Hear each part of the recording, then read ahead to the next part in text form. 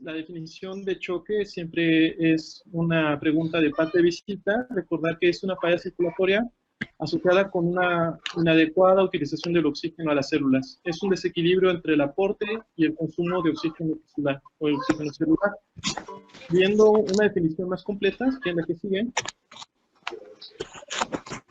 vemos que el choque hemorrágico es una forma de choque hipovolémico donde la pérdida de sangre condiciona la inadecuada distribución del oxígeno a nivel celular. Durante la diapositiva, ustedes van a ver hasta abajo la bibliografía para que puedan ustedes determinar la información de dónde se obtiene o de dónde se encuentra, si tienen alguna duda, ¿no? Entonces, hablando un poquito de la epidemiología, es importante conocer este tema. ¿Por qué? Porque la transfusión masiva ocurre en el 3% de la población, incluso antes de que pasara todo esto, gracias a las cuestiones militares o a las guerras, que esta gente con trauma tenían este problema, llegaban heridos en combate y requerían de una estrategia para que sobrevivieran, ¿no? Entonces, veían que los pacientes que tenían choque hemorrágico o que tenían pérdida sanguínea masiva, la mitad de estos pacientes tenían riesgo de la mortalidad en las primeras 24 horas, ¿no? Entonces, eso creó dudas, eso creó metas o problemas para crear terapéutica asociada a este problema. Y bueno, ahorita vemos que los pacientes con trauma, pues ya se ha disminuido la mortalidad. Ahorita vamos a ver algunas estrategias que nosotros empleamos en el servicio de urgencias para que se pueda dar un mejor manejo, ¿no? Entonces, vamos a ver qué sigue, si quieren. Gracias, Iván. Mande. Entonces, un poquito de epidemiología, sí. Recordar que en Estados Unidos aproximadamente hay 60,000 muertes por año.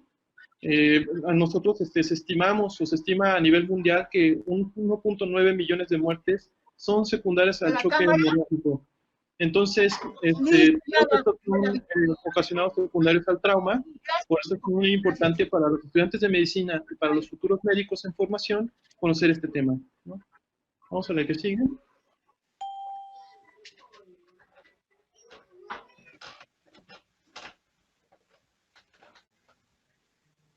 Muy bien, entonces ya vimos ahorita las definiciones, ya vimos la epidemiología, que es muy importante para saber el porqué del problema que tenemos. Y alguna de las etiologías que nosotros vamos a ver en un área de urgencias es que la mayoría de los pacientes que llegan por una ambulancia o por auxiliados por paramédicos, y la mayoría de estos tienen trauma, una fractura expuesta o alguna lesión que le condiciona una hemorragia. Pero hay otras entidades, por ejemplo, la hemorragia asociada al embarazo, la hemorragia materna, la hemorragia gastrointestinal, secundaria a los pacientes que son cirróticos por varices esofágicas, las hemorragias posoperatorias, las dehiscencias de heridas que se dan ahí o al momento de tener lesiones a nivel de hacer las disecciones, y en ciertos casos fatales, por ejemplo, las rupturas de aneurismas. Entonces, nosotros vamos a ver ¿a qué sigue? Conferencia sobre choque hemorrágico y que tiene... Si que usan la que sigue, por favor. No, por vídeo, o sea, entonces, es otro. vamos a hacer la parte inicial de la fisiopatología. Vamos a ver que al momento en que nosotros tenemos una lesión hemorrágica, vamos a tener una falla circulatoria aguda. La falla circulatoria aguda se condiciona por estos 4 factores importantes, que es la pérdida del tono vascular, la falla de la función de la contractilidad cardíaca, algún proceso obstructivo secundario, algún coágulo o algún objeto extraño que limita lo que es la precarga y la poscarga, y con ende la disminución del retorno venoso. Todos estos vamos a ver que tienen un rol importante. Es muy importante conocer estos principios básicos de fisiopatología para que veamos estrategias terapéuticas que ahorita vamos a tocar, ¿no? Entonces, vamos a ver la que sigue, por favor. Muy bien, entonces tenemos aquí, esta imagen está muy padre, se podría decir endotelio. Sé que son muchos conceptos bioquímicos, de hecho por eso es muy importante nosotros estar viendo que se está formando todas estas situaciones de las básicas. Entonces nosotros tenemos en la parte de arriba de su diagrama lo que es la hemorragia, ¿no? Entonces, conforme va bajando o vamos viendo que todos los efectos hemorriológicos que tiene el endotelio juegan un papel muy importante a nivel circulatorio. Entonces, vemos que no solo es un tono vascular, sino que están involucrados algunos reactivos bioquímicos que interactúan con la inflamación, y ahorita vamos a ver el síndrome de respuesta inflamatoria sistémica y su efecto síndrome, que es síndrome de CARS, ¿no? De adaptación. Entonces, nosotros vemos que al momento en que hay una coagulopatía o hay una lesión, ustedes van a empezar a ver que hay activación de todos los metabolismos, de todas las cuestiones bioquímicas para la lesión del endotelio. Entonces vamos a tener activación de la agregación plaquetaria, vamos a tener activación de lo que son los neutrófilos y por ende la activación de todas las sustancias para la vasoconstricción, con el objetivo de preservar la precarga y la poscarga. Entonces, posteriormente, el glóbulo rojo empieza a tener sensor, se empieza a censar de que hay una disminución de oxígeno, y bueno, vamos a tener activación al nivel del sistema nervioso, ¿no? Entonces, vamos a tener algunas activaciones de interleucinas, que nosotros vamos a ver del lado derecho, algunos otros activadores, las telequinas, hidrolbicam y cicam, son del endotelio, ¿no? Y la vasculatura. Y posteriormente a nivel microvascular, pues bueno, nosotros vemos acá abajo que la microcirculación juega un papel muy importante. Ahorita el glucocálix, que tiene proteínas que son importantes para mantener el tono y para todos los receptores bioquímicos de todas las sustancias que les estoy comentando, para que se pueda dar el proceso de homeostasis, ¿no? Siempre el organismo va a intentar reparar o va a intentar preservar la vida. Algunos endotelios que se van a quitar su circulación. Recordar que el objetivo es preservar la circulación del corazón y la circulación neurológica, ¿no? Entonces, es muy importante que ustedes entiendan a detalle. Hay muchos textos acerca del manejo, acerca de esta situación, de cómo se encuentra la circulación. Y bueno, vamos a dejarlo si tienen aquí. Es muy importante que revisen este cuadro para las siguientes diapositivas, ¿no? Entonces, vamos a ver qué sigue. Doctor, ¿me permite que presentación por permítame, disculpe.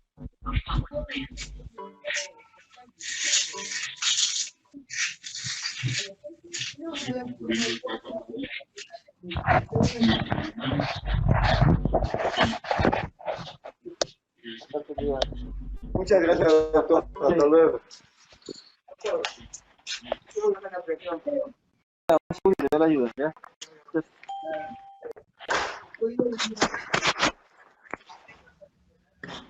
Un señor que le tome la presión ahí.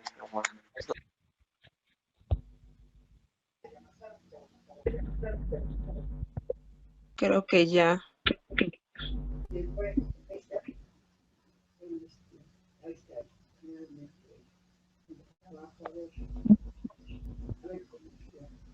Ya todos están silenciados.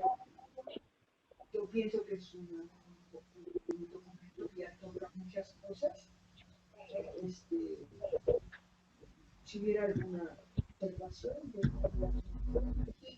Una disculpa, puede continuar. Perdonen las cuestiones técnicas por ahí. Entonces, ya les había comentado el concepto de choque. Recordar que hay una disociación o hay un desequilibrio entre la distribución de oxígeno y la demanda de oxígeno, y eso nos va a condicionar el metabolismo anaerobio. El metabolismo anaerobio va a ser un punto muy esencial y muy importante para preservar la energía de las estructuras y de todos los tejidos, para que se puedan seguir continuando haciendo sus funciones fisiológicas normales. Pero ¿qué es lo que pasa a nivel de todos los sistemas? Vamos a lo que sigue.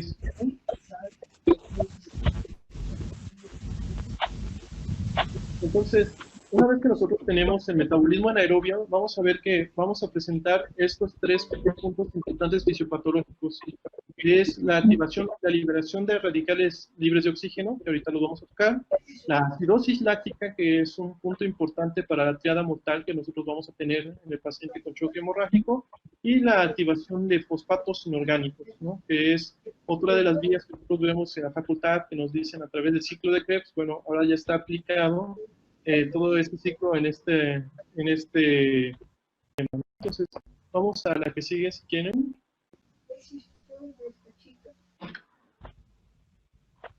Bueno, entonces nosotros vamos a ver que va a haber ya de lesión, vamos a ver que hay una respuesta a un daño del endotelio. Al momento de que hay un daño en el endotelio, va a haber datos de respuesta inflamatoria sistémica. la respuesta inflamatoria sistémica, activado por lo que son macrófagos, activado por lo que son plaquetas y activado por lo que son los neutrófilos, van a ser los patrones liberadores de daño, o también conocidos como DAMs. Hay algunos textos que ustedes van a ver que se le conocen también como alarminas, y es muy importante para uno de los puntos importantes para el paciente que ya una vez que llega a nivel celular, el daño mitocondrial es un parteaguas para saber si el paciente va a presentar recuperación o no.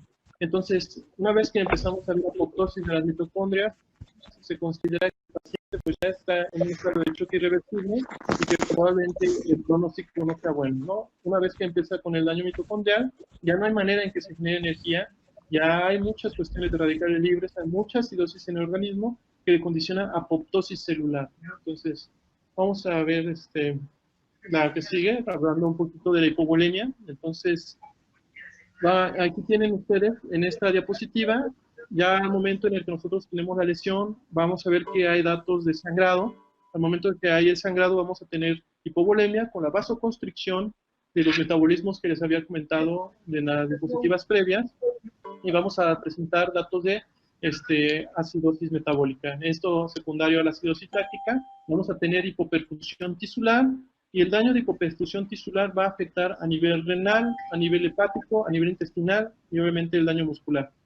Una vez que nosotros tenemos comprometido todos estos organismos, es una entidad que se llama la falla orgánica múltiple, en donde ya empezamos a ver que hay aumento de las transaminasas, vamos a ver que hay aumento de todos, de la lesión renal, vamos a ver que hay aumento también de los reactantes de inflamación aguda. Y bueno, vemos que hay algunas escalas, por ejemplo, la escala de Apache 2, la escala de SAPS, o la escala de la UCI, que nosotros vemos para determinar el pronóstico de estos pacientes. Entonces, el SOFA también está por ahí implicado. Entonces, esto es cuando ya cometido la volemia a nivel circulatorio completo, ¿no? Entonces, no sé si gustan a la que sigue. Nosotros vamos a tener a nivel cardíaco, ya tenemos la lesión, ya tenemos la hipovolemia, ya comprometimos la hipoperfusión de todos los otros sistemas, el sistema tegumentario, el sistema renal, y los últimos en los que se ven comprometidos es la hipoperfusión cerebral y la del miocardio. La hipoperfusión cerebral va a condicionar anoxia cerebral, y la hipoperfusión cardíaca va a condicionar arritmias letales, ¿no? Entonces, nosotros cuando llega este tipo de pacientes en un estadio avanzado, o cuando vemos que su escala clasificatoria está muy alta, vamos a ver que las complicaciones inminentes es una arritmia letal, que es algo que nosotros nos enfrentamos en una sala de urgencias.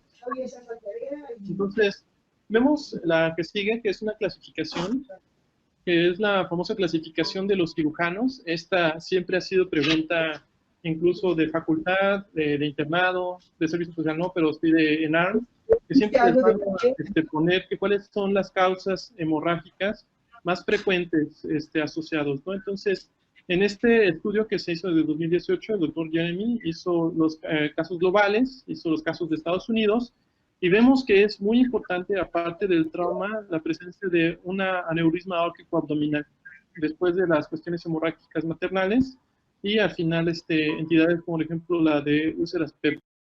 Pero es muy importante conocer esto, ¿por qué? Porque es muy probable que en el examen nacional de residencia pongan un cuadro clínico y una de las causas, parte del trauma, sea secundario a un aneurisma aórtico abdominal, ¿no? Entonces, aquí es lo que dice.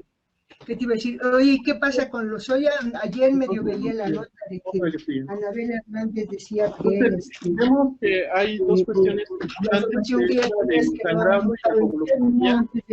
Nosotros tenemos un sangrado continuo del paciente, nosotros vemos que va a estar perdiendo volumen del paciente, y qué es lo que nosotros hacemos de manera inmediata, o lo que se hacía de manera inmediata en otras salas de urgencias, era la administración de cristaloides.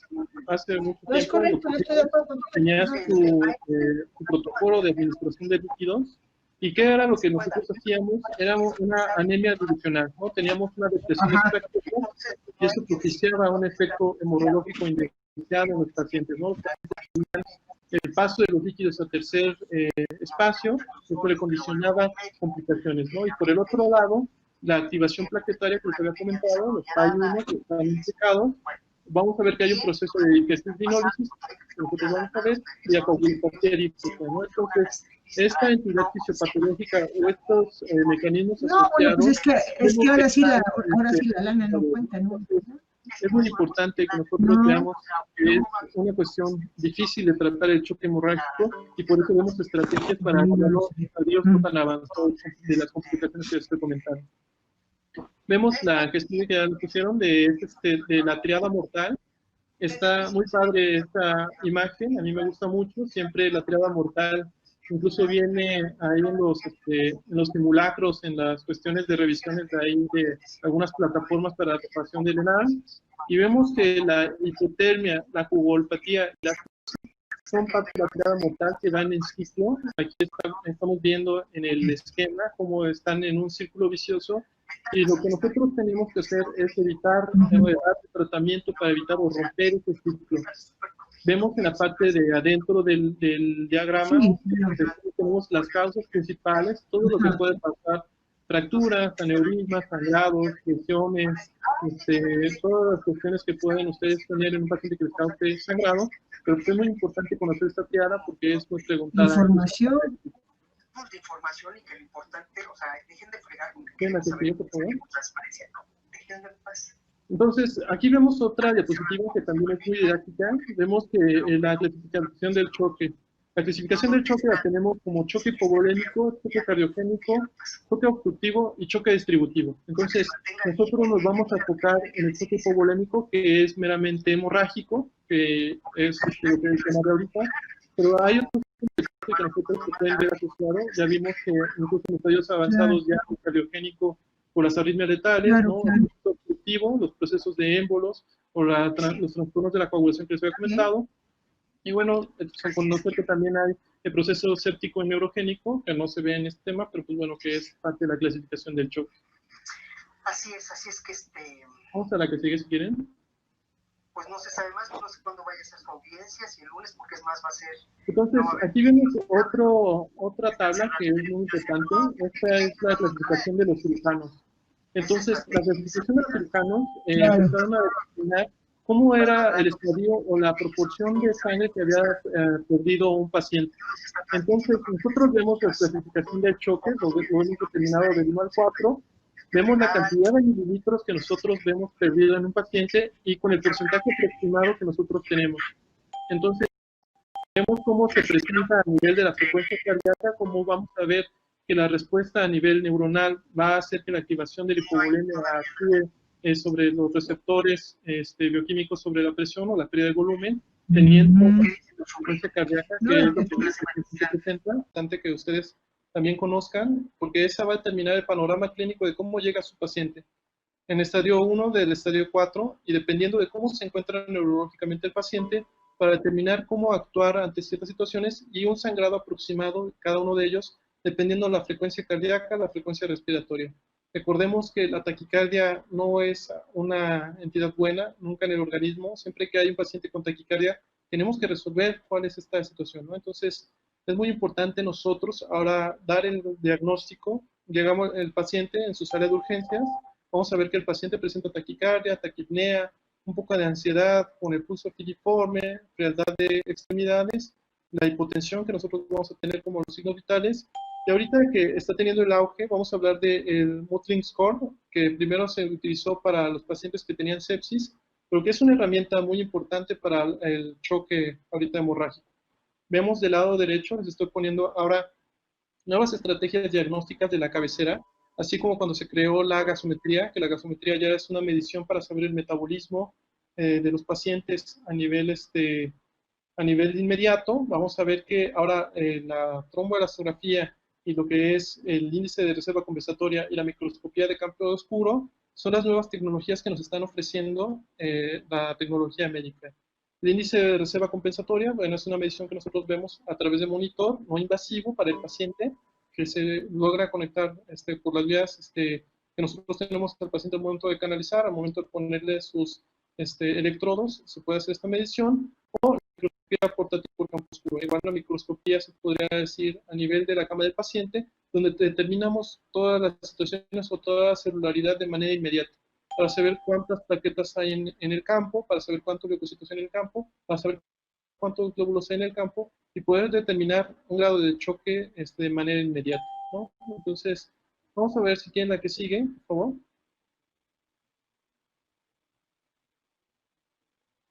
Entonces, aquí está el Mutlin Score. Vemos que el Mutlin Score salió en este artículo del 2011, que creo que es muy interesante. La imagen es muy didáctica. Cuando ustedes van a leer este artículo, van a determinar que tenemos grado de lesiones a nivel de la rodilla. Vemos que hay una hipoperfusión que les había comentado. Vemos que ya está comprometido la vasculatura. Al momento de que se compromete la vasculatura, el endotelio hace una vasoconstricción masiva, empezando por lo que son las extremidades. Y bueno, una manera de medir cómo se encuentra en un paciente es esta escala, ¿no? Nosotros vamos al momento de descubrir a nuestro paciente, vamos a dar un Mutlin Score y vamos a ver cómo se encuentra la volemia de este paciente. Entonces, si nosotros vemos que hay estadios 3 o 4, traducido a la clasificación de los cirujanos, pues bueno, se podría decir que estamos en un estadio 3, ¿no? Que el compromiso es inminente, que requerimos transfundir a los pacientes de manera inmediata, ¿no? Entonces, vemos del lado izquierdo un estadio 2, como el estadio 2 pues nada más es periférica a la rótula, no así en un estadio 4 que vemos que ya pasa el cuádriceps, ¿no? Entonces es muy importante conocerlo, es una herramienta clínica que les podría ayudar al momento de estar en su estadio o en su praxis médica, ¿no? Entonces vamos a ver la que sigue, por favor.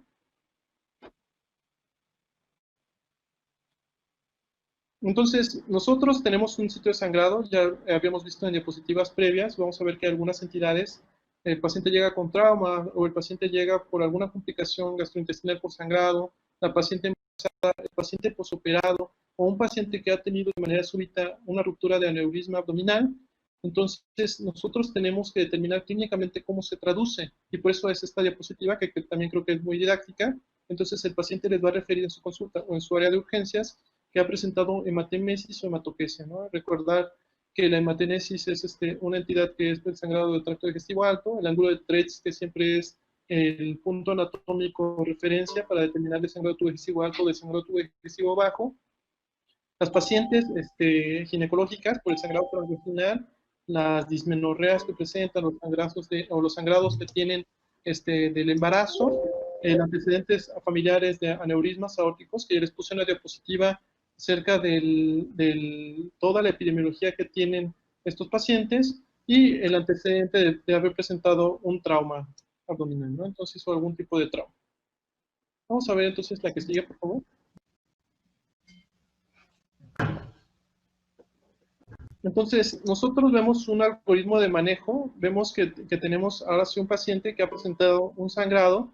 Hay unas situaciones o hay unos lugares anatómicos que complican un poco el diagnóstico, que es el retroperitoneo, incluso la pelvis. Vemos que los pacientes al momento de tener alguna lesión y que no esté manifestado, están teniendo colección en un tercer espacio o no se presentan de manera clínica, o incluso el objeto extraño, si tuvieron alguna lesión que le condicione por estar haciendo hemostasis en ese sitio anatómico. Entonces, las nuevas herramientas que nosotros estamos teniendo ahorita en nuestra área de urgencias es el FAST y el IFAST. El FAST, recordar que es una manera de determinar el sangrado a nivel abdominal, de ver si no hay lesiones a nivel de hígado, para ver si no hay datos de alguna alteración a nivel de lo que son los cuadrantes abdominales. El IFAST, que es el extendido, que vemos la contractilidad cardíaca, ¿no? Entonces, esa es una herramienta para ver cómo se encuentra el corazón, para ver cómo se encuentra la cinética, en qué estadio del choque nos encontramos. Y les había comentado, pues lo más importante es ver las causas de sangrado oculto, ¿no? El retroperitoneo es muy importante, las lesiones por punzocortantes que estén haciendo hemostasia, que hacen colección de sangrado, también es muy importante, ¿no? Entonces, nosotros podemos ver que algunas causas de sangrado oculto, aparte de las que les había comentado, es la ruptura de aneurisma, un embarazo ectópico o un sangrado uterino, ¿no? Entonces, vamos a ver la que sigue, por favor. Entonces, ya ustedes habíamos tocado un poquito de todas las bases que tenemos, de todos los mediadores inflamatorios, de toda la respuesta inflamatoria que tenemos a nivel de este mecanismo fisiopatológico. Entonces, es muy importante conocer que unas herramientas que nosotros tenemos es el déficit de base por gasometría. Incluso hay estudios donde demuestran que el déficit de base que nosotros vemos ahí podría determinar el choque. El único problema con el déficit de base es que en los pacientes nefrópatas y en los pacientes hepatópatas, no en el paciente sano, sino en ese tipo de pacientes no es tan fiable porque el déficit de base es crónico. Entonces, sobreestima el grado de choque en este tipo de pacientes. Entonces, es muy importante tener eso en cuenta, ¿no? El lactato, que vemos que es un marcador de la respiración anaerobia, de los procesos anaeróbicos que les había comentado en las diapositivas de la fisiopatología. Y podemos también nosotros tener la hemoglobina, el INR, que no es tan específico, las plaquetas, el fibrinógeno, nosotros que también vamos a ver, los electrolitos séricos del potasio y del calcio. Por ahí había visto en el chat que tenían ahí unas confusiones, pero vamos a ver qué dice la evidencia sobre esta situación, ¿no? Entonces, vamos a ver la que sigue. Entonces, vemos aquí la tromboelastografía y la tromboelastografía rotacional, que ya son las nuevas tecnologías que estamos teniendo a nivel de urgencias. Igual les estaba comentando, es una máquina donde tiene un sensor, es casi el mismo principio que un gasómetro. Entonces ustedes toman la muestra de sangre y lo que hace es, a través del tiempo, hacer una medición de cuánto tiempo tarda en hacer un coágulo, ¿no? Entonces, se hizo aproximadamente, el primero en salir fue la tromboelastografía, se empezó a hacer las mediciones, empezamos a ver cuánto tiempo tardaba en formar el coágulo y así podríamos determinar cómo es la cinética de esto, ¿no? Identificamos en estos pacientes la progresión o la reanimación sanguínea, ¿no? Entonces, esto es muy importante, ¿por qué? Porque ustedes van a determinar que al momento que ustedes tomen sus estudios de laboratorio, necesitamos un meta de fibrinógeno. Entonces, las metas de fibrinógeno es de 1 a 2 gramos sobre litro, que es muy importante para que este tipo de pacientes sepamos si va a requerir hemoderivados, ¿no? Entonces, ahorita vamos a ver qué dice, cómo es la transfusión masiva, que es un proyecto muy interesante que nosotros vamos a ver. Pero bueno, este es un concepto didáctico, es lo nuevo, es lo que nosotros debemos de saber, ¿no? Ya por ahí en el canal tengo una plática sobre este tema, que es un poquito más específico, pero bueno, es para cuestiones académicas, para todos los alumnos y para todo el foro que ahorita se encuentra, es el principio básico de la tromboelastografía y la tromboelastometría. Entonces, vamos a la que sigue. Vemos estos mecanismos diagnósticos. Entonces, una vez que el paciente ya lo categorizaron, dieron su escala de cirujanos, vemos cómo se encuentra a nivel clínico estos pacientes. Entonces, si el paciente se encuentra estable, nos da chance de ahora sí dar un método diagnóstico un poquito más específico. Entonces, lo primero que les estoy poniendo es la tomografía. La tomografía nos va a determinar si hay colecciones de sangrado más importantes y es la única propiedad que tiene, nos da un poquito más de referencias anatómicas, cómo se encuentra por las densidades que nosotros vamos a tener ahí. Pero ¿qué pasa en los pacientes que tienen una cuestión o tienen un compromiso hemodinámico? Si el paciente, a pesar de que nosotros lo hemos transfundido, si el paciente lo hemos optimizado a nivel de la transfusión de líquidos o la reanimación de líquidos que nosotros ponemos de cristaloides, y si todavía no mejora, el paciente requiere dar una exploración quirúrgica, ya sea por nivel toracoscopía o por nivel de LAPE, una laparoscopía, para que nosotros podamos determinar el sitio de sangrado específico, ¿no? Es muy importante también conocer este punto, porque, bueno, a los pacientes llega un momento donde les había comentado del daño mitocondrial, la apoptosis de mitocondrias, que tenemos hasta ese punto para evitar que se haya una progresión del choque, ¿no? Si nosotros seguimos teniendo una colección, si nosotros llegamos con hipotensión persistente, a pesar de los vasopresores, a pesar del inotrópico, pues bueno, es muy importante tener la interconsulta al servicio de cirugía para que pueda darle el diagnóstico definitivo, ¿no? O el apoyo diagnóstico. Tenemos otras herramientas que nosotros podemos ver dependiendo de las causas. La angiografía, pues bueno, es un estándar muy interesante para determinar ahora sí cómo se encuentra el vaso, dónde se escapa la sangre o dónde estamos teniendo colección de sangre, pero tenemos dos inconvenientes con este. El primero requiere un catéter, el segundo requiere ponerse en medio de contraste del paciente, necesita estar óptimo el paciente para hacerse este proceso invasivo y se requiere de una estancia hospitalaria que esté adecuada con las instalaciones o con la infraestructura para que se pueda realizar, ¿no? Obviamente requerimos del especialista que esté en turno, o sea que también es otro punto clave para estos pacientes. Bueno, esas son las desventajas de tenerlo, ¿no? Sí es muy bueno, pero necesitamos mayor infraestructura, ¿no? Un tercer nivel. Y los cirujanos endoscopistas, ya les había comentado, algunos pacientes que están perforados o los pacientes que están cirróticos, que tienen por ahí una rotura de varices esofágicas, y pues bueno, sus intervenciones quirúrgicas que, bueno, son las indicaciones para resolver ese problema, ¿no? Vamos a ver la que sigue.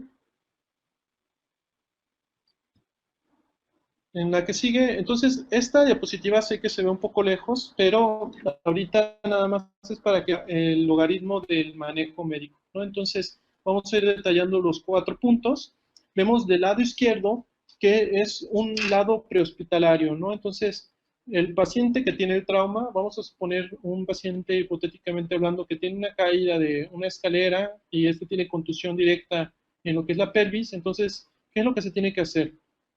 Se tiene que, obviamente, a pedir apoyo a todo el personal médico. Si quieren, vamos a poner la que sigue. Entonces, vemos que tenemos, bueno, en Estados Unidos tenemos algunas asociaciones, por ejemplo, el ATLS, el BLS y el ACLS, ¿no? Aquí, incluso vemos estos que son el BASIC, el PHTLS, el RTTDC, que son respuestas primarias de atención del paciente con trauma.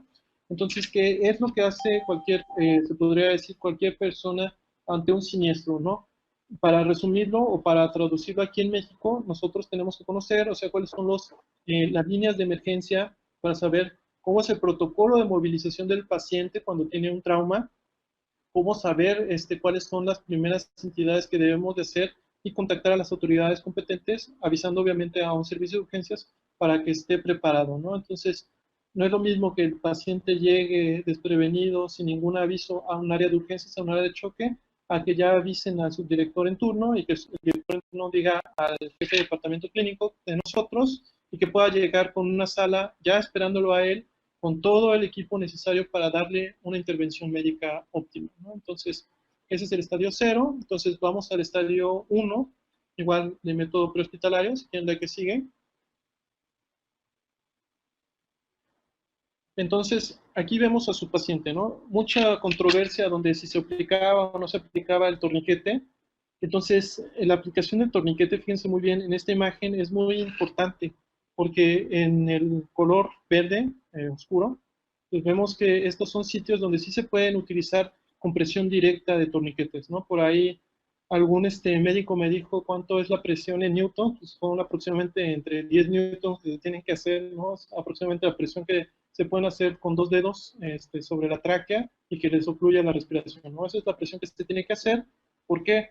Porque si se da mayor presión, pues vamos a comprometer el pulso distal. Y si comprometemos el pulso distal, causamos más acidosis, causamos triada mortal, que les estaba comentando, y pues bueno, eso es malo para el paciente.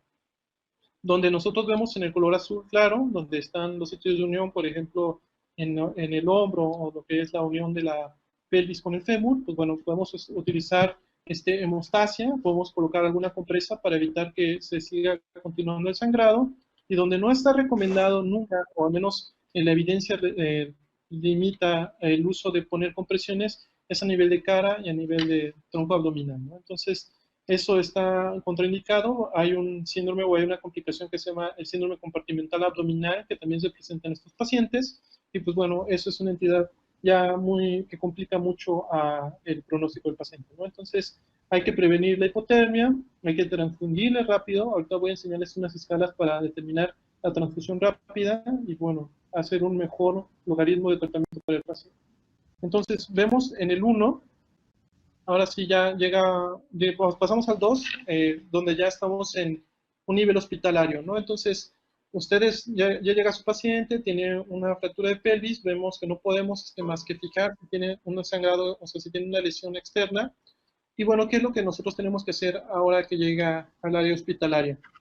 Si nosotros vemos que entra al área hospitalaria, tenemos que comentarlo con el servicio de hematología o con el servicio de banco de sangre, activando el código para la transfusión masiva. Mientras tanto, mientras se activa, otro médico tiene que hacer la exploración rápida. Ya vemos lo que les estaba comentando, el uso de ultrasonido a nivel de cama, que es muy importante. Tomar los estudios de laboratorio, ya les había comentado, la BH, la química, los electrolitos, el uso de líquidos, y bueno, vamos a mediar al paciente. El chiste o el objetivo es darle tratamiento para evitar la triada mortal, ¿no? Entonces, es muy importante nosotros que vayamos calculando los líquidos que la vayamos a administrar para que no sobrepasemos y no sobrecarguemos a este tipo de pacientes, porque ahorita vamos a ver unas cuestiones muy importantes o algunos bemoles, ¿no? Entonces, en el punto 3, nosotros vemos, si quieren, la que sigue.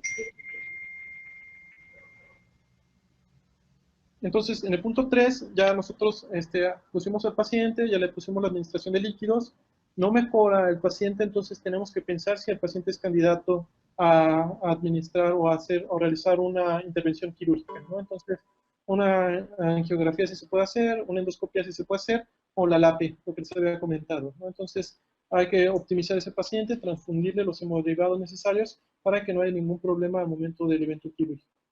Y ya posteriormente que resolvieron el dato o donde tiene el punto de sangrado, y ahora sí complementar con todos los protocolos diagnósticos de tomografía, de angiografía y de todos los estudios para determinar así el diagnóstico definitivo que lo llevó a la pérdida sanguínea si no fue el trauma, ¿no? Entonces, vamos si quieren a la que sigue, por favor.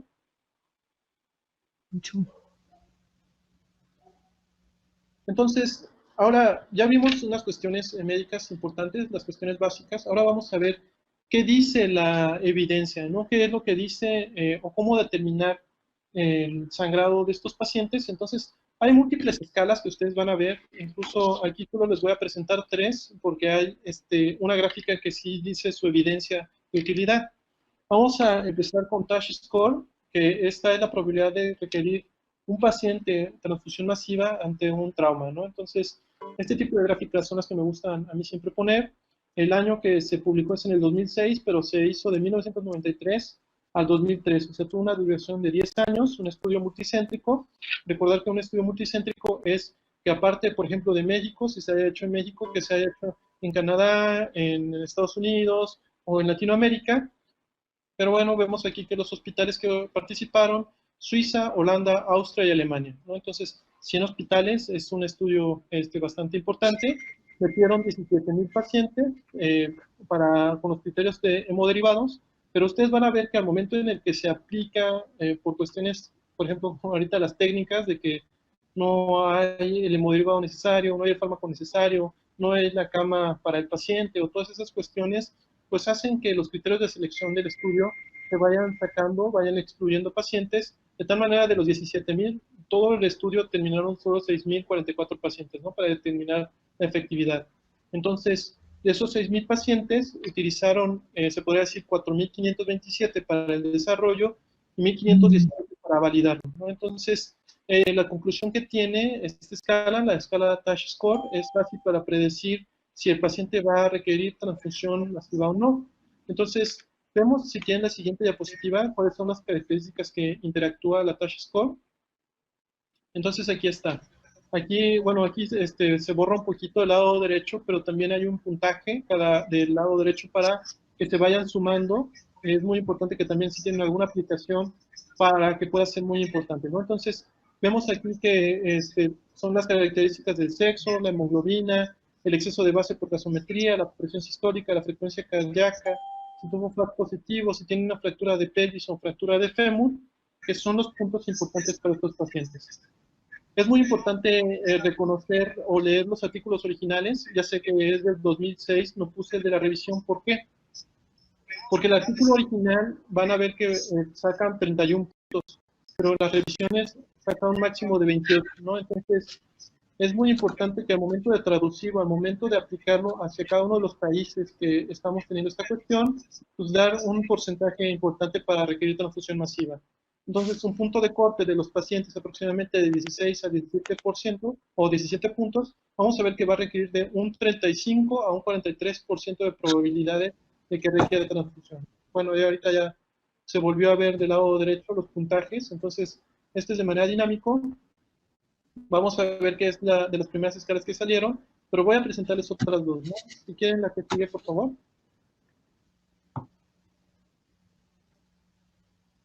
Entonces, vamos a comparar esta escala que se llama la escala de McLaughlin Score.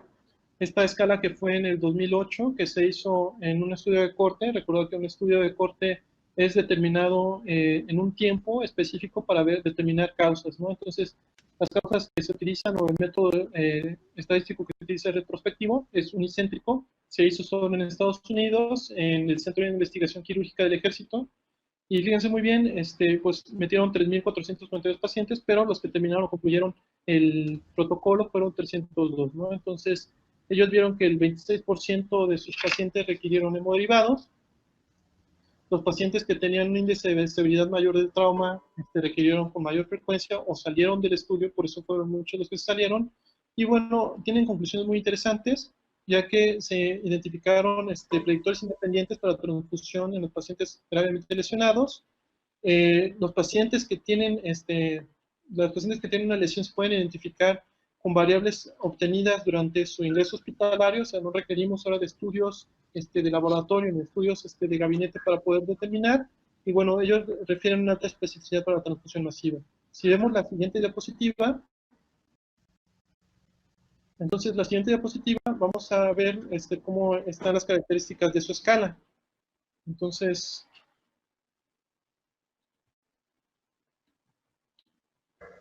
por ahí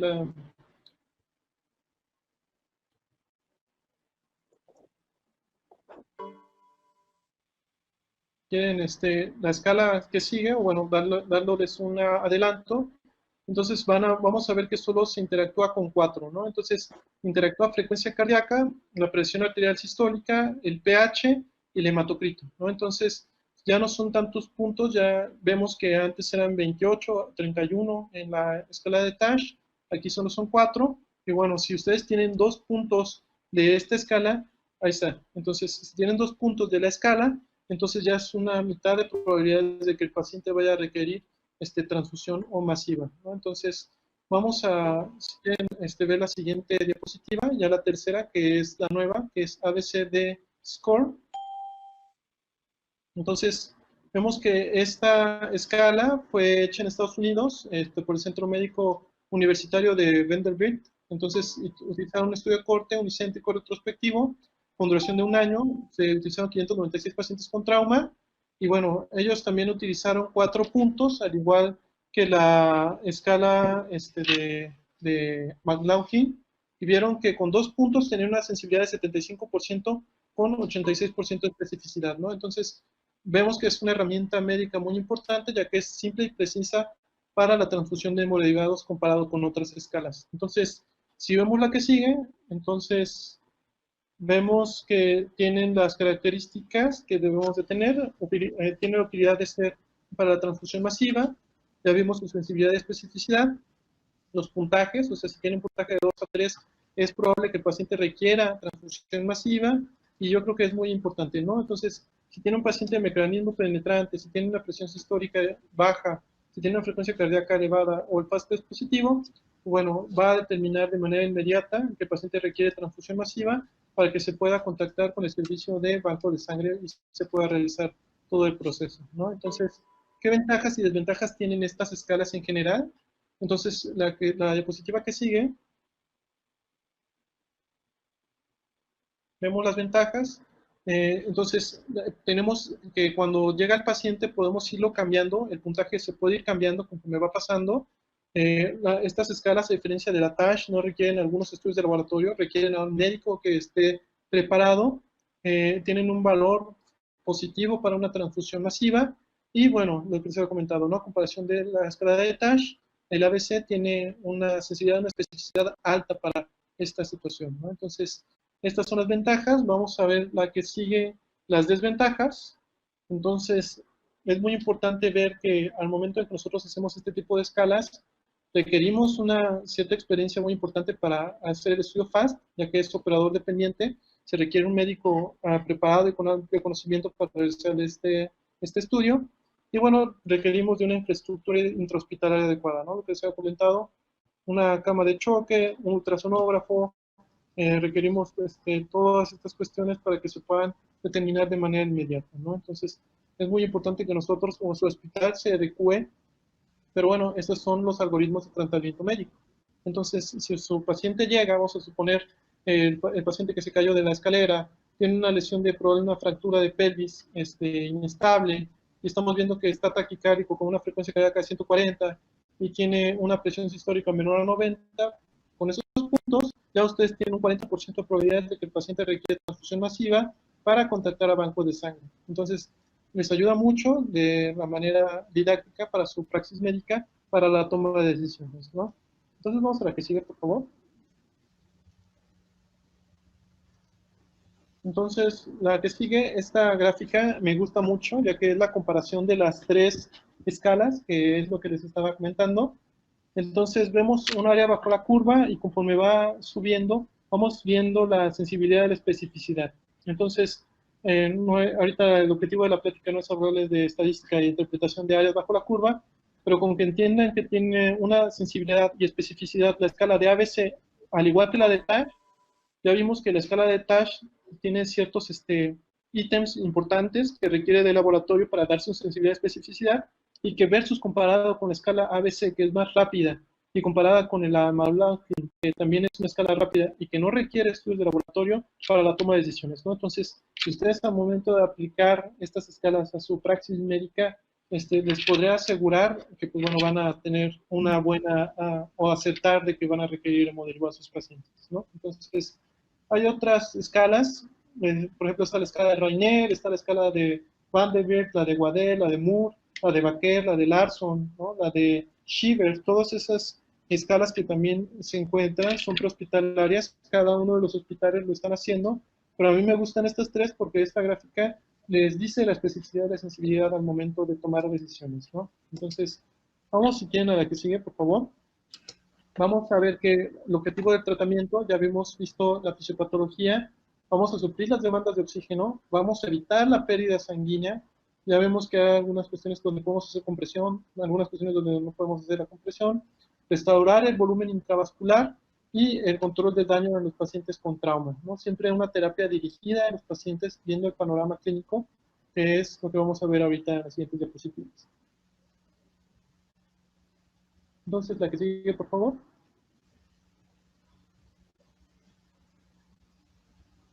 Entonces, ustedes tienen a su paciente, ¿qué es lo que tienen que checar, no? Si ustedes se encuentran solos en el área de urgencias o se encuentran solos en el servicio social o se encuentran ante una entidad hospitalaria donde tenemos el trauma, ¿qué debemos de evitar? Debemos de evitar la anemia por la pérdida de oxígeno. La pérdida de oxígeno condiciona la acidosis metabólica, triada mortal. Debemos evitar la coagulopatía, recordar que hay momentos en donde se empiezan a hacer colecciones de sangre y que comprometen la precarga y la poscarga. Vamos a ver ahorita las alteraciones hidroelectrolíticas, ver el lactato por la acidosis metabólica, por las vías anaerobias que les he comentado, y el exceso de base, ¿no? Siempre tener en cuenta que el exceso de base es muy importante siempre y cuando el paciente se encuentre sano, ¿no? Entonces vamos a la que sigue, por favor.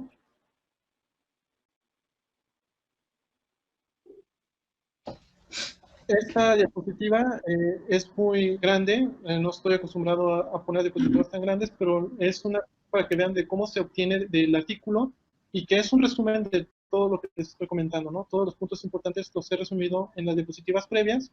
Ya sabemos, evitar la hipotermia, aplicar el torniquete en las zonas específicas donde se les había comentado, evitar o no, no atrasar la administración de hemoderivados si vamos a activar lo que es el protocolo de transfusión masiva. Si vamos a meter cristaloides porque todavía no tenemos algún hemodderivado disponible, recordar que lo máximo que ustedes pueden meter son 3 litros en las primeras 6 horas. ¿Ok?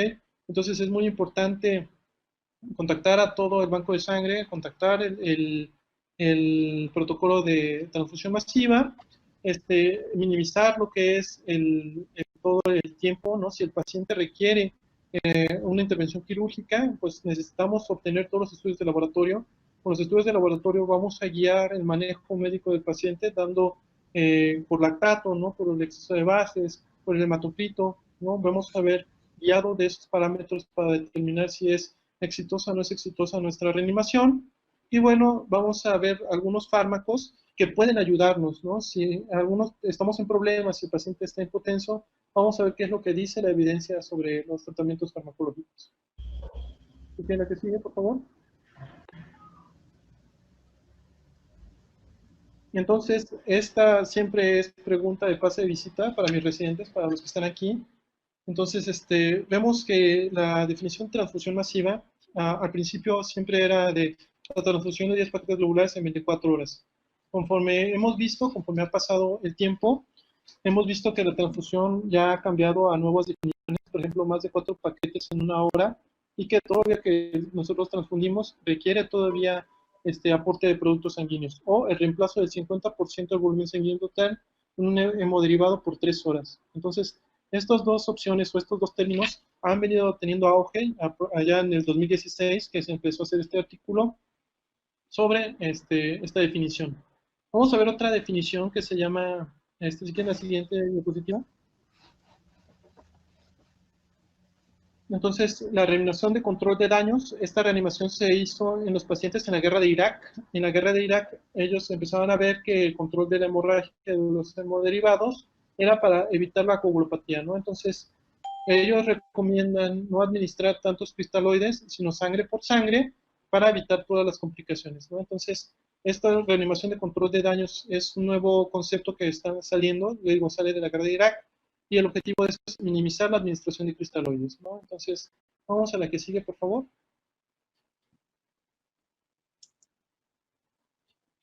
Entonces, vamos a ver qué es lo que dice la evidencia. Recuerden que estas tablas son las que me gustan más. Resumimos el artículo en una sola tabla. ¿Qué dice el estudio PROMPT? El estudio PROMPT es un estudio observacional multicéntrico que se hizo en el 2013 en 10 centros de Estados Unidos, y ellos querían ver si mejoraba el paciente al momento de administrar de manera temprana o si no mejoraba la administración temprana dentro de las primeras 6 horas. Entonces metieron 1.245 pacientes a los que sobrevivieron los primeros 30 minutos y recibieron una unidad de glóbulos rojos dentro de las 6 horas, ¿no? Entonces vemos que varios pacientes fallecieron porque tenían que o reanimarlos o tenían alguna complicación más severa, y 905 terminaron el estudio. Bueno, 905 de esos pacientes determinaron que la administración de glóbulos rojos, plasmas o plaquetas les mejora el pronóstico a las 24 horas y la mortalidad a los 30 días, ¿no? Entonces, es muy importante tener este concepto muy en mente, ya que la administración temprana de hemoderivados mejora la mortalidad de sus pacientes, ¿no? Entonces, vamos a ver la que sigue, por favor.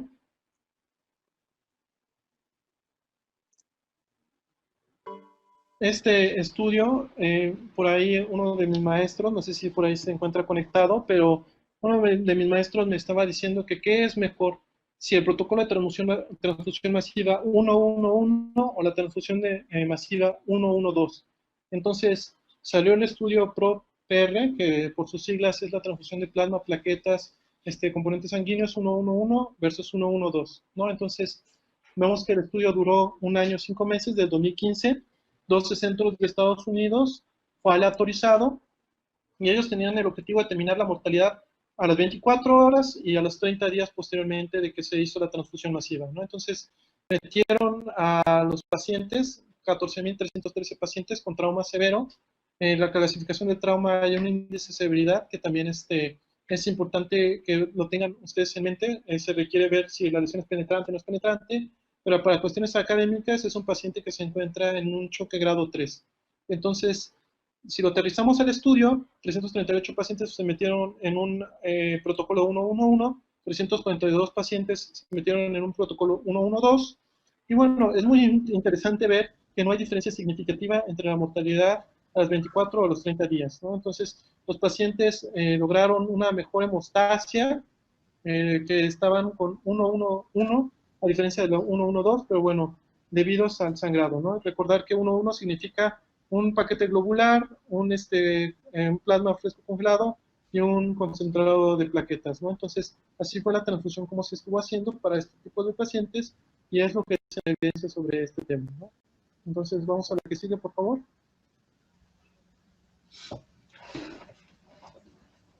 Vemos, ya les estaba comentando, el protocolo de transfusión masiva 111, paquete globular, plasma fresco congelado o plaquetas. Y hay dos cuestiones muy importantes que nosotros vamos a ver, ¿no? Siempre van ustedes a ver el factor 7 recombinante, incluso por ahí juega un papel muy importante para la enfermedad de von Willebrand, ¿no? Que algunos pacientes llegaron a tener.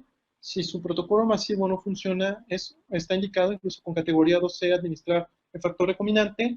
Y bueno, los precipitados, para lo que les estaba comentando de las metas de fibrinógeno, ¿no? Entonces, si el paciente tiene alteraciones en fibrinógeno o los tiempos de coagulación, específicamente el TP, entonces los crioprecipitados hacen que se disminuya ese tiempo, ¿no? Ese tiempo, el INR, que se ve traducido en estos pacientes. Ya recordando que las soluciones isotónicas, hasta 3 litros las primeras 6 horas, ya no utilizar tanto la solución cloruro de sodio, recordar que el cloro y el sodio son radicales positivos que aumentan la acidosis y bueno, eso compromete más, ¿no? Entonces hay que tener en cuenta ese punto importante al momento de reanimar a sus pacientes. ¿La que sigue, por favor? Entonces, al momento en que nosotros requerimos o administramos esta transfusión masiva, vamos a enfrentarnos contra el citrato y la hipotermia. Entonces, el citrato se podría decir que es un fijador para los paquetes globulares para que no se coagulen, y esto se traduce pues, con desequilibrios hidroelectrolíticos. Una vez que entra el hemodiderivado, se agarra el calcio que se encuentra circulante, y esto se va a traducir en dos cuestiones, ¿no? Se va a traducir en una hipocalcemia, se va a traducir en una hipopotasemia o hipocalemia, para no causar conflicto, y vamos a tener una alcalosis metabólica transitoria al momento en que nosotros estamos colocando los hemoderivados, ¿no? Un objetivo terapéutico, hay que tener cuidado, ¿por qué? Porque al momento en que nosotros estamos teniendo alteraciones hidroelectrolíticas en el potasio recuerden que es un electrolito importante para la función cardíaca. Entonces, al momento en que nosotros tenemos la administración de eso, pues podremos propiciar algunas arritmias, ¿no? Entonces, hay que siempre cardio-monitorizar al paciente, pues es muy importante. Hablando del ácido tranexámico, recordar que el ácido tranexámico tiene efectos hemorrológicos, evita su unión a nivel de fibrinógeno, que es muy importante también, un procoagulante hemostático, que se ha derivado, incluso lo pongo en la imagen, vemos la presentación, hay protocolos de transfusión de ácido tranexámico con 1 gramo cada 8 horas, pero bueno, es muy importante que sepan que es una herramienta terapéutica. Pongo en asterisco la vasopresina. La vasopresina, les estoy comentando que puede ser utilizado en los pacientes que tienen un trastorno de la coagulación. Si su paciente tiene cardiopatía isquémica, está tomando alguna aspirina o ácido acetilsalicílico, evitar ese efecto o revertir ese efecto, el uso de vasopresina está indicado en este tipo de pacientes, ¿no? Al igual que el sulfato de protamina en los pacientes que están tomando parina, o la vitamina K en los pacientes que están utilizando warfarina, ¿no? Entonces, son antídotos que nosotros vemos para este tipo de pacientes que pueden ser de ayuda al momento de darle tratamiento en su área de urgencias, ¿no? Entonces, vamos a la que sigue, por favor.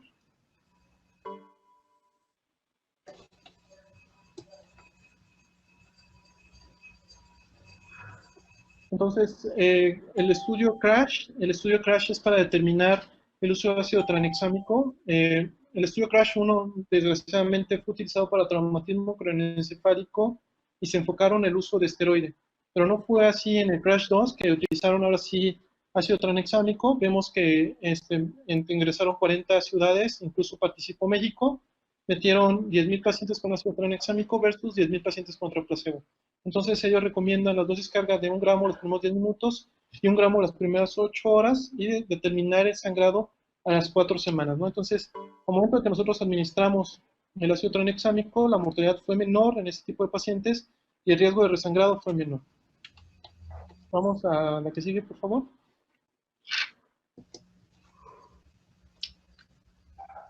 Entonces salió el estudio CRASH 3 apenas 2019, antes de que pasara todo este problema de la pandemia. Entonces metieron igual varios pacientes para corroborar a ver si realmente el estudio CRASH 2 era cierto. Entonces vemos que tardó 7 años en salir todas estas cuestiones para ver si era seguro, y la única conclusión que ponen en el estudio CRASH 3 es que el tratamiento de los pacientes que tienen traumatismo craneoencefálico, que fue el target médico que nosotros vemos, reduce el riesgo de mortalidad en estos pacientes a las 3 horas, ¿no? Entonces, si su paciente llega a las primeras 3 horas y le administran ácido tranexámico, bueno, va a mejorarle mucho el pronóstico de estos pacientes.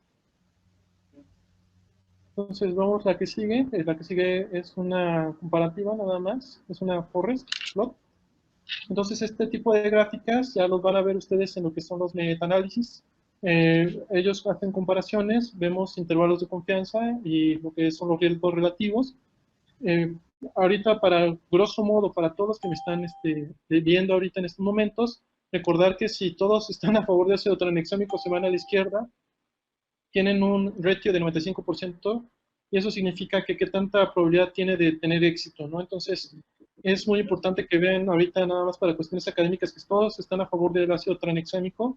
Las líneas lo que traduce es de que los pacientes que salieron del estudio por ciertas cuestiones, por fallecer, porque no firmaron el consentimiento informado, porque no cumplieron características del trauma o requirieron algún otro tratamiento secundario por enfermedad renal, por enfermedad hepática o por alguna otra cuestión médica que ellos tenían de fondo, por eso se hace el intervalo más alto, ¿no? Pero nada más es cuestión para que ustedes vean que el uso de acetylene hexámico por el estudio CRASH 3 tiene una evidencia científica muy importante, ¿no?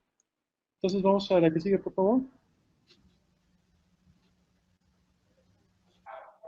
Aquí estas diapositivas, ya estamos terminando, nada más son las complicaciones que se asocian con la transfusión masiva. Por ahí estaban comentando algunos que las alteraciones hidroelectrolíticas no se habían asociado, pero bueno, vemos que hay dilución. Nosotros al momento en que nosotros administramos cristaloides, vamos a hacer una anemia dilucional, vamos a tener una trombocitopenia transitoria, y bueno, las anormalidades asociadas con la transfusión, bueno, la deformidad, ¿no? Al momento de pasar, si el catéter no es adecuado, recuerden que la vía óptima de transfusión es en una vía única, no requiere compartir medicamentos, el hemodderivado. Si el paciente ha tenido una inmunosupresión, si tuvo algún compromiso a nivel esplácnico, si tuvo hemólisis de alguna cuestión, si tuvo alguna acidosis metabólica que se presenta, la hipercalemia o las alteraciones del potasio que les he contado, cálculo de que van a tener. Vamos a ver este síndrome que nosotros vemos que va a presentar QT alargado, hipotensión, disminución de la contractilidad miocárdica, elevación de la presión diastólica y de la presión venosa central, ¿no? Entonces, son estas cuestiones, también se ve con magnesemia con prolongación del intervalo QT. Vamos a ver la que sigue, por favor.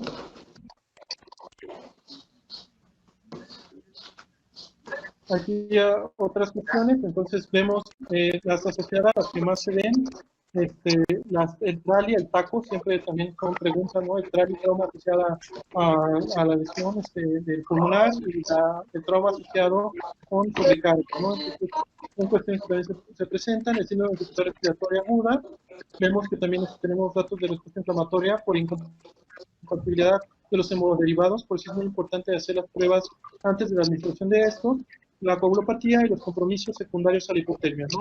La hipotermia que disminuye la distribución de oxígeno, la acidosis anaerobia, aumento de lactato, coagulopatía, infecciones, y bueno, el aumento de la mortalidad por hipotermia de la prueba mortal.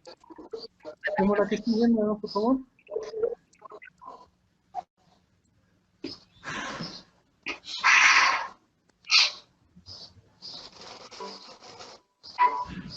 Entonces nosotros vamos a ver ya los efectos adversos, ya les habíamos comentado. Si ustedes administran bastantes líquidos a sus pacientes, van a dar al tercer espacio, y si da al tercer espacio van a causar falla respiratoria aguda, van a causar coagulopatía por compresión, incluso el síndrome compartimental abdominal que se presenta en este tipo de pacientes, ¿no?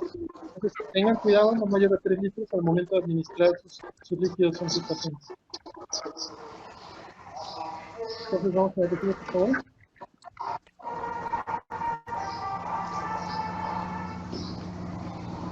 Ya, bueno, ya ahorita terminamos. Ya las conclusiones. Recordar que es importante determinar el diagnóstico temprano de la entidad para mejorar el pronóstico. El uso de los hemoderivados de manera temprana les mejora la mortalidad a los pacientes, mejora el pronóstico a sus pacientes. Y bueno, dar el diagnóstico de choque hemorrágico es muy importante, pues, bueno, porque la mortalidad es muy alta y la mortalidad aumenta conforme continúa el sangrado, ¿no?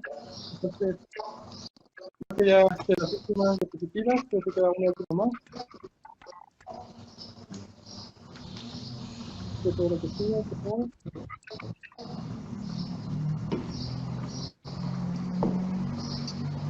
Muy bien, entonces esta presentación, pues le quiero dar las gracias ahorita que me dieron la oportunidad a la Sociedad Científica de Estudiantes de Medicina de la Universidad de Veracruzana en Minatitlán. Le quiero mandar saludos a todos mis maestros, a mis compañeros residentes que estamos ahorita aquí en estos momentos difíciles hospitalarios. Y nada más los dejo con esta plática, eres un reflejo del esfuerzo de tus padres, de tu familia y de tus maestros, ¿no?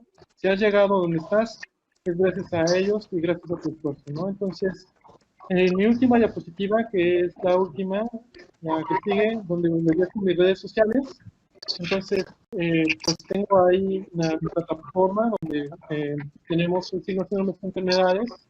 Soy el autor, ahí está mi editora, Didi, que me está también ayudando, que siempre me está apoyando en todo. Vemos que también está el canal que tengo ahí en YouTube, ahí también pongo algunas pláticas también en el canal de Instagram, ¿no? En el Twitter, ¿no? Entonces, si tienen alguna cuestión, alguna pregunta hasta ahorita, pues bueno, ya es por la tema de diapositiva. Si quieren, ahora sí vamos a pasar a la sesión de preguntas, ahora sí, para empezar a tener interacción con todo el auditorio, ¿no? Muchísimas gracias, doctor. Gracias por tomarse el tiempo de realizar esta ponencia. Le agradecemos en nombre de la Sociedad de Estudiantes de Medicina del Plan. Una disculpa también por las fallas técnicas presentadas durante la ponencia. Hay cosas que no se pueden controlar, pero muchísimas gracias. Y ahora, pasando a las preguntas, vamos a checar si dentro del chat alguien tiene alguna pregunta o si alguien quiere poner alguna pregunta en este momento para que sea contestada por el doctor. Alguien pregunta, doctor, ¿entonces la vasopresión está indicada en pacientes que tengan tratamiento previo con anticoagulantes? El nivel de evidencia, por ejemplo, recuerden que cada uno de los hemoderivados tiene su antídoto o si tiene un fármaco que le revierte, ¿no? Entonces, ahorita los pacientes que tienen cardiopatía isquémica, que también es algo muy frecuente, que llegan a nuestra sala de urgencias, la administración de vasopresina solo es para el paciente que está administrándose ácido acetilsalicílico de manera continua. No se ha visto una evidencia médica que sea mejor, o sea, si está tomando warfarina o alguno, fenocumarina, o incluso los inhibidores de la atenasa, porque cada uno tiene su antídoto específico, ¿no? Entonces, pero para el uso de ácido acetilsalicílico, la vasopresina sí es una buena praxis administrarla con nivel de evidencia 12.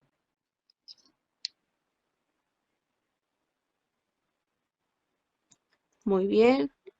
Alguien más pregunta, dice, ¿hay alguna ventaja en guiar el tratamiento usando la PAM como referencia en lugar de la presión sistólica? Muy bien, es muy importante tener ese concepto fisiológico. Recordemos que la PAM es una medida o es una herramienta que nosotros utilizamos para saber cómo se encuentra distribuyéndose oxígeno a todo el organismo, ¿no? Entonces, en sepsis o hablando de esas cuestiones, la presión arterial media es de 65 milímetros de mercurio, pero hablando de choque hemorrágico, una meta de 80 a 90 es una buena meta terapéutica. Esa es una muy buena pregunta, pero sí se puede utilizar en dado caso que no tengas ninguna otra herramienta.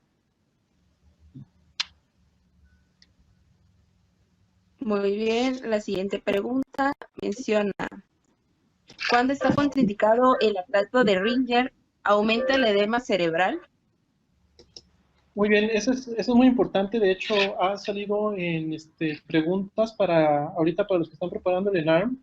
Recordar que el lactato por ahí viene con truco, ¿no? Porque dice que también tiene potasio y todas esas situaciones, ¿no? Entonces, recordar que nosotros al momento de administrar las soluciones, incluso para TCE específicamente, está administrado en las soluciones hipertónicas, ¿no? Entonces, administrar riña lactato no es lo óptimo. Recordar que no tiene una tonicidad adecuada. Lo que nosotros queremos es de que al momento de que tenemos hipertonicidad, el edema cerebral jale al espacio intravascular y disminuye la presión intracraneal, y eso no lo logra cumplir el Ringer lactato, ¿no? Pero para hablando de choque hemorrágico, exactamente, pues bueno, el Ringer lactato puede ser una meta terapéutica siempre y cuando nosotros tengamos una evidencia de estudios de laboratorio que no tenga alguna contraindicación, ¿no? Ya les habíamos comentado alguna de esas. Muy No sé si bien, tienen creo que había otra pregunta más. Alguien menciona, dice, entonces todo paciente requerirá tratamiento farmacológico agregado a la transfusión de paquetes sanguíneos. Entonces, es muy importante, gracias por esa pregunta también. Recordemos que va a llegar su paciente al área de choque o al área de urgencias. Entonces, lo que ustedes tienen que hacer es activar el código de protocolo de transfusión masiva. Muchas veces van a ustedes tener que llegar al paciente a las 2 de la mañana y no se cuenta con ese servicio, o el servicio pues no se encuentra luego el personal adecuado por cualquier cuestión médica. Entonces, ustedes tienen que resolver el problema para evitar la hipoperfusión. Se tienen que administrar los líquidos Por ahí leí otra pregunta que dice el uso de norepinefrina. Sí, sí está indicado el uso de norepinefrina para mantener el tono vascular. Recordemos que uno de los efectos secundarios de la norepinefrina es la vasoconstricción periférica. Si tenemos un Muting score ya elevado, pues eso va a empeorar las extremidades, ¿no? Literalmente lo óptimo para utilizar las aminas es por un catéter largo, ¿no? Que vaya directo al corazón. Pero bueno, el chiste es resolver los problemas. Entonces, sí se puede administrar esos tratamientos en los que se tienen los hemoderivados. Una vez que se cumplan las metas terapéuticas, se paran para ver si el organismo rompe esa triada mortal, que es lo más importante. Guiamos el tratamiento dependiendo de cómo se encuentran los problemas. Si el paciente está hipotenso, entonces se tiene que poner las aminas en lo que llegan los hemoderivados. Si el paciente tiene bradicardia o compromiso de la contractilidad, inotrópico se tiene que poner, dobutamina S de elección, que también se ha utilizado en el servicio de urgencias, y bueno, en lo que esperamos, ¿no? Pero se puede administrar tratamiento farmacológico en lo que se consigue, ¿no? O incluso el tratamiento farmacológico si no se consiguió el hemoderivado, para que se pueda pasar ese paciente a una intervención quirúrgica óptima. Muy bien, doctor, muchas gracias. ¿Alguien más pregunta? Que dice, en pacientes con trauma y hemorragia a nivel de extremidades, de la elevación de las extremidades a 30 grados no está ya contraindicada. Lo pregunta porque menciona que en la preevaluación estaba esa pregunta. Hay que tener muy en cuenta el concepto nada más de cómo se encuentra comprometido la extremidad. O sea, necesitamos que todavía tenga viabilidad, o sea, que todavía tenga circulación. Pero si tenemos una lesión y nosotros levantamos las piernas, en ese caso quiero suponer que tenemos una lesión de fémur, vamos a suponer una fractura expuesta de tibia, y nosotros al momento de elevarle la extremidad, literalmente estamos haciendo retorno venoso. O sea, esto sí mejora obviamente las condiciones cardíacas, pero para el nivel de la extremidad compromete mucho. Hay que tener cuidado ahí. Es lo mismo que estaba comentando del torniquete. Debe de tener una presión de tal manera que permita evitar el sangrado. Hay que realizar el procedimiento para evitar la pérdida sanguínea. Si vemos que está comprometida la vida, se hacen todas las medidas, cuestiones para preservar la función cardíaca y la función neurológica, ¿no? Porque obviamente un paciente que tiene comprometido a nivel circulatorio, cerebral o cardiológico, es muy probable que haga una arritmia, y bueno, la arritmia condiciona a paro cardíaco, ¿no? Entonces, tienen que ver el panorama clínico de su paciente. Yo lo que recomiendo es de que siempre estén checando el llenado capilar, que el llenado capilar también puede ser un buen indicador de cómo se encuentra la perfusión, y pues bueno, para que les pueda sacar del problema que estén teniendo. No sé si tengan ahí alguna otra pregunta. Sí, alguien más pregunta. Dice, ¿durante cuánto tiempo se debe mantener la comprensión por torniquete en la atención prehospitalaria? Se tiene que dejar el torniquete hasta que llegue al área de urgencias. O sea, ya en el área de urgencias nosotros vamos a determinar si podemos quitarlo o no podemos quitarlo, porque hemos tenido muchas veces que al momento de quitar el torniquete estaba haciendo hemostasia, lo que estaba comentando, y el paciente empieza con un sangrado masivo. Entonces, si ustedes hacen el torniquete, si tienen alguna lesión y está haciendo coágulo, entonces eso les podría ayudar para tener tiempo. Nosotros lo que requerimos es tiempo para optimizar al paciente. El urgenciólogo lo que hace es preservar la vida, tener el conocimiento médico. Todo lo que les estoy diciendo se tiene que resumir, o toda esta plática se tiene que resumir en minutos. O sea, se tiene que tomar una decisión médica al momento, y por eso me gusta mucho mi especialidad y mucho a lo que me dedico en este tipo de cosas, pero siempre deben de tener eso en mente, ¿no? Entonces, si ustedes ya lograron la hemostasia, si ya evitaron el sangrado con el torniquete, déjenlo hasta que nosotros llegue a una instancia hospitalaria con un médico que ya tenga el conocimiento apto para poder tratar a este paciente y que podamos darle el tratamiento. Les recuerdo, si el tratamiento es quirúrgico, por más fármacos, por más presión, por más sangre, por más cuestiones que lo pongamos, si está teniendo una fuga sanguínea del retroperitoneo, no se va a poder hasta que se repare quirúrgicamente. Muy bien, ya vamos a pasar con la última pregunta, que dice, ¿qué tan rápido se tiene que quitar un torniquete para evitar una posible lesión por reperfusión? Es una buena pregunta. Ustedes van a leer de los últimos artículos que les dejé algo que se llama la hipoperfusión permisiva. Este concepto de hipoperfusión permisiva se refiere de que una vez que el endotelio ya se haya adaptado a la lesión, recordemos que tenemos la lesión por caída, por herida, por cualquier quemante, por una proyectil de arma de fuego. Entonces, rápidamente lo que vamos a activar va a ser todo el sistema, que es otra charla, que es la activación del sistema adrenal. El sistema adrenal va a tratar de mediar la lesión que se tuvo, ¿no? El endotelio se lesiona por cualquiera que les he comentado, y vamos a ver que va a empezar a hacer por el glucocálix datos de respiración o metabolismos anaerobios. Ahí interactúa lo que es el síndrome de respuesta inflamatoria sistémica y el síndrome de adaptación a lo que es la lesión. Vamos a ver que ahí juega un papel muy importante las interleucinas y el óxido nítrico, pero fíjense que es muy importante eso, que al momento en el que ustedes hacen todo abruptamente, se liberan radicales libres, y esas radicales libres pues condicionan también a lesión o condicionan a afección a nivel bioquímico, ¿no? Entonces, el tiempo para quitar el torniquete es primero asegurando, o sea, si el torniquete les da chance de hacer la tomografía, o si el torniquete te da chance de hacer la angiografía, o si el torniquete te da chance de hacer la tromboelastografía o cualquier estudio que tengas a la mano, se deja pausado. Recordemos nada más hasta 10 a 15 minutos máximo que ustedes llegaron a tener, para que puedan ustedes tener viabilidad de la extremidad y viabilidad del retorno venoso, ¿no? Entonces, es muy interesante esta pregunta que me habían comentado, si hay una hipoxemia permisiva. La hipoxemia permisiva depende siempre de medidores de lactato, fibrinógeno, INR y obviamente los tiempos de coagulación, ¿no?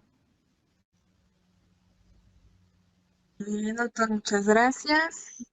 Antes de dar por concluida esta ponencia, vamos a hacer entrega de su constancia de participación.